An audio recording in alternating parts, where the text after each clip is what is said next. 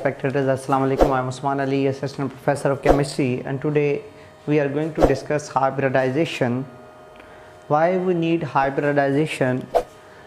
अगर हम VBT को देखें तो अकॉर्डिंग टू VBT कार्बन के वैलेंस शेल में अनपेयर इलेक्ट्रॉन 2 हैं। कार्बन को 2 बॉन्ड बनाने चाहिए। लेट्स सपोज अगर कार्बन 2 बॉन्ड बनाता है तो कार्बन तो 2 बॉन्ड नहीं बनाता। कार्बन कितने बॉन्ड बनाता है? कार्बन 4 बॉन्ड बनाता है। तो अगर 4 बॉन्ड बनाएगा, लेट्स से अगर एक इलेक्ट्रॉन जंप भी कर जाता है तो कार्बन जंप करके 4 बॉन्ड बनाएगा। एक होगा इसका 2s जिसमें एक इलेक्ट्रॉन है, एक होगा 2px, एक होगा 2py और एक होगा 2pz। तो सबके पास एक एक इलेक्ट्रॉन है। ये ओवरलैप करेंगे हाइड्रोजन के 1s के साथ, 1s के साथ, 1s के साथ, 1s के साथ और 1s के साथ। अगर कार्बन 4 बॉन्ड बना भी लेता है तो सारे बॉन्ड्स की स्ट्रेंथ इक्वल नहीं रहती। ये SS ओवरलैपिंग है, ये SP ओवरलैपिंग है, तो सारे बॉन्ड एक जैसे नहीं बनेंगे। कार्बन नंबर 1 4 बॉन्ड बनाएगा लेकिन सारे बॉन्ड्स की स्ट्रेंथ भी बराबर होगी। वो तो इसी सूरत में हो सकता है कि ये एटॉमिक ऑर्बिटल मिक्स अप होकर नए ऑर्बिटल बना दे, तो VBT फेल हो जाती है। उसकी लिमिटेशन को कवर करने के लिए कौन सी थ्योरी दी गई? That was called hybridisation. और हाइब्रिडाइजेशन जो है ये होती है कि इसके अंदर हमने एटॉमिक ऑर्बिटल्स को इंटरमिक्स करना है। 2 और मोर एटॉमिक ऑर्बिटल्स उनको करना है इंटरमिक्स, जिनकी थोड़ी बहुत एनर्जी भी और शेप भी क्या होगी? डिफरेंट होगी। उनको इंटरमिक्स करना है। जैसे S और P को इंटरमिक्स कर रहे थे, उससे क्या करेंगे? To produce equal new orbitals, उससे नए ऑर्बिटल्स बन जाएंगे। जितने इंटरमिक्स करेंगे उतने ही नए बनेंगे, इक्वल न्यू ऑर्बिटल्स। और जो नए बनेंगे उनकी एनर्जी और शेप क्या होगी? सेम। बट जो नए बनेंगे उनकी ओरिएंटेशन डिफरेंट होगी। ये क्या होता है ये आगे हम डिस्कस करेंगे। मीन एटॉमिक ऑर्बिटल जो मिक्सअप करने हैं उनकी एनर्जी और शेप तो डिफरेंट होगी, लेकिन जो नए बनेंगे उतने ही नए बनेंगे, उनकी एनर्जी और शेप सेम होगी लेकिन ओरिएंटेशन डिफरेंट होगी। They are called as hybrid orbitals. और फिनोमेना क्या कहलाता है? हाइब्रिडाइजेशन।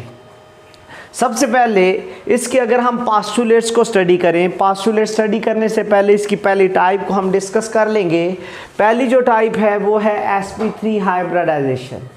sp3 वो प्रोसेस है जिसमें एक s और 3p, 1s and 3p atomic orbitals, इनको इंटरमिक्स किया जाता है, जिनकी एनर्जी और शेप क्या है? डिफरेंट। और अगर 4 इंटरमिक्स करेंगे 4 ही नए बन जाएंगे। चारों का क्या नाम होगा? All are called sp3 hybrid. उनकी एनर्जी और शेप क्या होगी? सेम, बट ओरिएंटेशन क्या होगी? Different. All are called as sp3 hybrid और phenomena is called as sp3 hybridisation. तो इसमें हम डिस्कस करते हैं। सबसे पहले हमने कार्बन को देखना है। मीथेन की ज्योमेट्री स्टडी करेंगे, इसमें अमोनिया की ज्योमेट्री डिस्कस करेंगे और वाटर की ज्योमेट्री डिस्कस करेंगे। तो सबसे पहले हम इसमें डिस्कस करते हैं पास्टुलेट्स के अंदर। ग्राउंड स्टेट में जो इलेक्ट्रॉन्स हैं, कार्बन में अनपेयर 2 इलेक्ट्रॉन हैं, तो जो इसका 2s है उससे एक इलेक्ट्रॉन एनर्जी अब्जॉर्ब करेगा, 2pz में चला जाएगा। तो जब इलेक्ट्रॉन अपवर्ड जाएगा 1s से, 1s में 2 इलेक्ट्रॉन्स हैं, उसकी एनर्जी थोड़ी सी कम होती है, उससे 2s की थोड़ी सी ज़्यादा है और 2p वालों की उससे ऊपर होती है। तो एक इलेक्ट्रॉन जंप करके हायर एनर्जी वालों में चला जाता है, एक्साइटेड स्टेट आ जाती है। तो पहला पास्टुलेट इसका यही है। ग्राउंड स्टेट में इलेक्ट्रॉन्स जो होंगे वो क्या करते हैं? वो एनर्जी अब्जॉर्ब करते हैं और एक्साइटेड स्टेट में चले जाते हैं। और एक्साइटेड स्टेट की क्या निशानी है? उसमें इलेक्ट्रॉन अनपेयर्ड हो जाते हैं। अब क्या होता है? एक्साइटेड स्टेट के अंदर इन्होंने इंटरमिक्स होना है। एक्साइटेड स्टेट में से कार्बन है तो वो जब इंटरमिक्स होंगे, इसके 1s में तो 2 इलेक्ट्रॉन्स हैं, तो अगले 2s और 2p वाले आपस में इंटरमिक्स हो जाएंगे। इंटरमिक्स हो गए तो 4 नए ऑर्बिटल्स बन जाएंगे।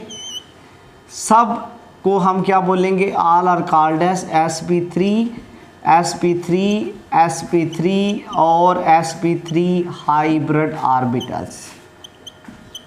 इन सब को sp3 हाइब्रिड ऑर्बिटल्स का नाम दिया जाएगा और सब के अंदर इलेक्ट्रॉन्स की तादाद कितनी होगी, एक एक होगी। और सब में एस करैक्टर कितने परसेंट होगा, सब में एस करैक्टर जो है S is 25% and P is 75%, क्योंकि पी के 3 पार्ट्स है, एस का 1 पार्ट है। तो अगर हम 100 को 4 से डिवाइड करेंगे, एक एस होगा और 3 पी के पार्ट होंगे। तो इन सब के अंदर अगर हम इनकी शेप ड्रा करें हाइब्रिड ऑर्बिटल्स की, तो सारे हाइब्रिड ऑर्बिटल्स जो हैं वो ऐसे होंगे। तो अगर हमारे पास 4 हाइब्रिड बन जाते हैं, सारे sp3 हाइब्रिड हैं, तो इनमें ये वाला जो करैक्टर है ये s के लिए है और ऊपर वाला p के लिए है। नीचे वाला क्योंकि p का ज़्यादा पार्ट है, ऊपर वाला लोब बड़ा हम जाहिर करते हैं, नीचे वाला लोब हम छोटा जाहिर करते हैं। इसके बाद बेटा इसकी हमने थ्योरी लिखनी होती है। तो थ्योरी के अंदर हम क्या डिस्कस करते हैं, नंबर ऑफ एटॉमिक ऑर्बिटल्स हमने इंटरमिक्स कितने किए हैं, number of atomic orbitals, number of atomic orbitals जो इंटरमिक्स किए हैं वो है हमारे पास टोटल 4। कौन कौन से, 1s and 3p, 1s and 3p। उनकी एनर्जी एंड शेप क्या है, slightly different, energy and shape is different. Number of hybrid कितने बनेंगे, number of hybrid will be equal to 4 with उन सब की क्या होगी, सेम एनर्जी एंड शेप। जो हाइब्रिड बनेंगे उनकी एनर्जी और शेप क्या होगी, सेम होगी, but they have different orientation. उनकी डिफरेंट क्या होगी, ओरिएंटेशन होगी। और उसके बाद ये जो हाइब्रिड ऑर्बिटल होंगे, हाइब्रिड ऑर्बिटल्स जितने भी हाइब्रिड ऑर्बिटल्स बनेंगे, they will be more stable, they will be more stable, वो ज़्यादा स्टेबल होंगे। और यही हाइब्रिड ऑर्बिटल क्या करते हैं, यही हाइब्रिड ऑर्बिटल जो बनेंगे, they will determine the shape of molecule, shape और ज्योमेट्री को डिटरमिन करते हैं। अब आगे हम इनकी करवाते हैं ओरिएंटेशन को शो। जिनमें sp3 हाइब्रिडाइजेशन होती है सब की ओरिएंटेशन को क्या बोलते हैं, सब की ओरिएंटेशन जो होती है अराउंड सेंट्रल एटम जो है वो टेट्राहेड्रल होती है। तो बेसिकली हमने ऊपर sp3 हाइब्रिड के 2 लोब जाहिर करवाए थे, लेकिन नीचे वाला लोब हम जाहिर नहीं करते टू अवॉइड कन्फ्यूजन। कन्फ्यूजन से बचने के लिए सब का क्या नाम है, all are called as sp3 hybrid. तो इन सब की ओरिएंटेशन डिफरेंट है और सब की ओरिएंटेशन को क्या बोलते हैं, they are called as tetrahedral. इन सब की जो ओरिएंटेशन होती है वो टेट्राहेड्रल होती है, 4 कॉर्नर वाली टेट्राहेड्रल ओरिएंटेशन है। अब उसके बाद है इनकी बॉन्ड फॉर्मेशन। ये बॉन्ड कैसे बनाएंगे, तो जो sp3 हाइब्रिड है इन्होंने बॉन्ड बनाना है।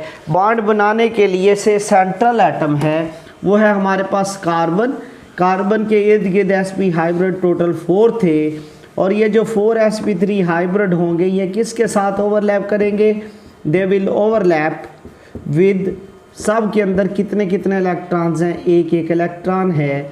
और all will overlap with 1s of hydrogen atom, 1s ये भी ओवरलैप कर जाएगा, 1s ये भी ओवरलैप कर जाएगा, 1s ये भी ओवरलैप कर जाएगा, 1s ये भी ओवरलैप कर जाएगा।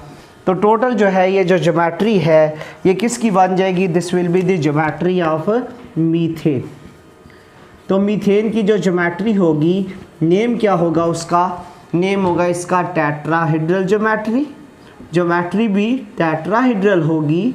तो इसका मतलब है कि जिसमें sp3 हाइब्रिडाइजेशन होती है उसकी ज्योमेट्री टेट्राहेड्रल होती है और उसमें बॉन्ड एंगल जो है वो कितना होगा, bond angle will be equal to 109.5 degree का। तो इसमें बॉन्ड एंगल जो है जो भी होगा 109.5 डिग्री का होगा। अब कुछ चीज़ें और हम डिस्कस करेंगे इसके बारे में। अब हम इसके पास्टुलेट्स को दोबारा डिस्कस करते हैं। पहला पास्टुलेट था ग्राउंड स्टेट में इलेक्ट्रॉन्स ने एनर्जी एब्जॉर्ब करनी है, एक्साइटेड स्टेट में चले जाना है।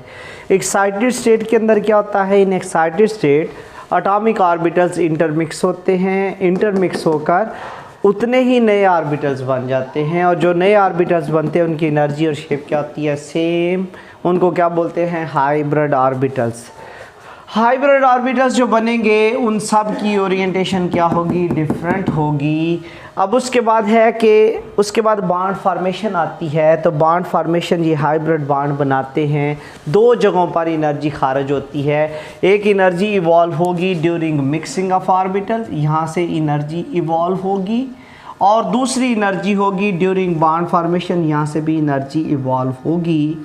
तो बेटा इसका जो लास्ट पोस्टुलेट है वो ये कहता है कि एक्साइट करवाने के लिए जो एनर्जी रिक्वायर थी वो एनर्जी कहाँ कहाँ से उसकी तलाफ़ी होती है, उसकी कंपनसेशन होती है by energy evolved during mixing of orbital and during bond formation. सवाल ये उठता है कि मिक्सिंग भी बाद में हुई है, बॉन्ड भी बाद में बना है, ये एनर्जी पहले यूज़ हुई है। इनफैक्ट आपकी बुक ये कहती है, लॉजिक ये कहती है कि ये सारा प्रोसेस साइमल्टेनियस होता है। जैसे जैसे एनर्जी रिक्वायर होती है वैसे वैसे एनर्जी इवॉल्व होती रहती है। तो वही पोस्टुलेट है, एक्साइटेड स्टेट में इंटरमिक्स होंगे, इंटरमिक्सिंग में भी एनर्जी इवॉल्व होगी और बॉन्ड फॉर्मेशन में भी एनर्जी इवॉल्व होगी। और वो कहता है कि एनर्जी रिक्वायर फॉर एक्साइटेशन, जो चौथा पोस्टुलेट है, वो कहाँ से उसकी कंपनसेशन होती है, उसकी कंपनसेशन होती है दो जगहों वाली एनर्जी से, during mixing of orbital and during bond formation. ये तो थी हमारे पास ज्योमेट्री ऑफ मीथेन।